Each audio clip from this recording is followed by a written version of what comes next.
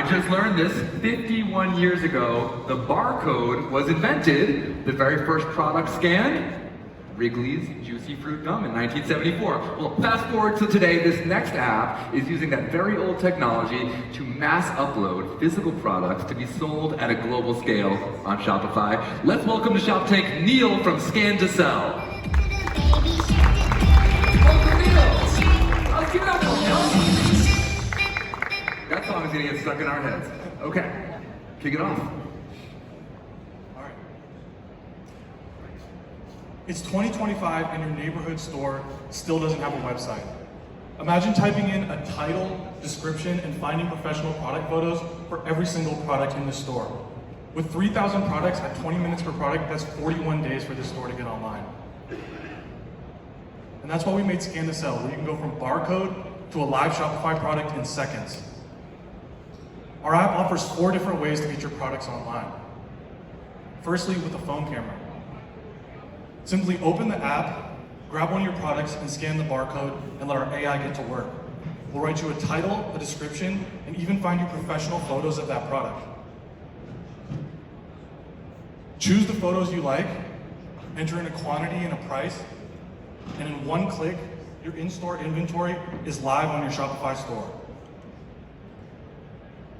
Don't have a barcode? No problem.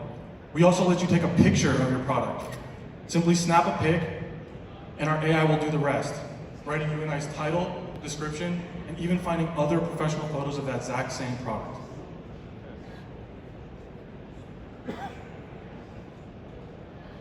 We also work with supplier-provided spreadsheets. So it doesn't matter if you have 100, 200, or 300 products.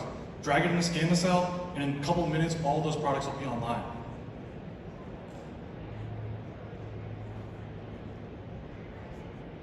Together with Shopify, we want to make commerce better for everyone, not just flashy D2C brands.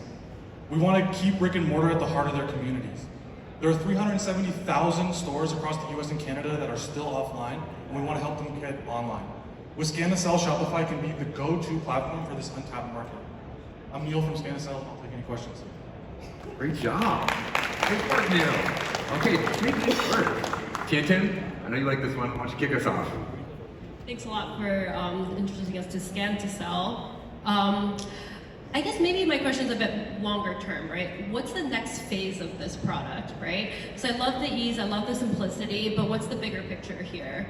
Is it more around generating better images? Is it making the descriptions more brand affiliated? Like, where are you guys, let's say 3 to 5 years from now?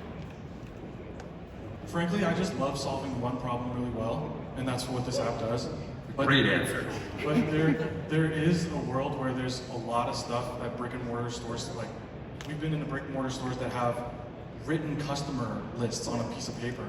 It's like things like that, helping them get into the digital age. Like omni-channel is everything, and we want to help brick and mortar stores at any point. So I think Scan to Sell is just the beginning of what could be a suite of apps around this digitization. Dan? On a completely different note, I think it needs to be a secondary competition for best t-shirt as part of. Can you turn around for a sec? Because Pretty strong. like between this and Super Easy, we've got something going on.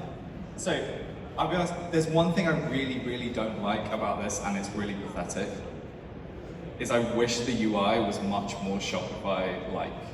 So as people go, like that whole disrupted experience, that friction experience, we're going, I know what my Shopify admin looks like, I get used to this workflow and operation of stuff, and then I go into something else and it just behaves kind of entirely differently. I'd love to close the gap on that at some point. But I get from your description of the niche problem, it's not something I've ever encountered, and I would expect people to be running spreadsheets way before they're having to do this, but I totally get that if there's a problem and a whole bunch of people that this suits for, I think it's a great way of solving that problem. Yeah, frankly, our brick and mortar retailers, they don't really care about the UI, they just want it to work fast, and that's kind of what we built. Fair point, great answer. Another good answer. As it moves forward, we are going to brush up the UI. I want to get that built for Shopify bad. Zane, is Laser working with brick and mortar companies? Yes, but I'm not sure if they would use this app just given they're doing everything at the same time, D2C, online, POS, maybe some B2B. So usually they use like a PIM, and we migrate their data from another source to another to Shopify. I think the app solves a problem. I really love how you just picked one problem and you focused on it and you made a solution for it, and it works for a segment of customers. I would just love to see how you can make this recurring. Like, I see the value in using it right at the beginning when you're spinning up your store, but I would love to see them keep using the app for something else, and I just don't know what that is.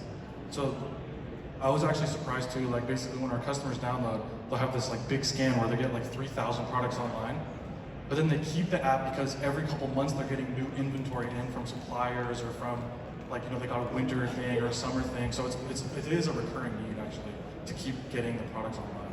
Interesting. Kurt, take us home. What do you think?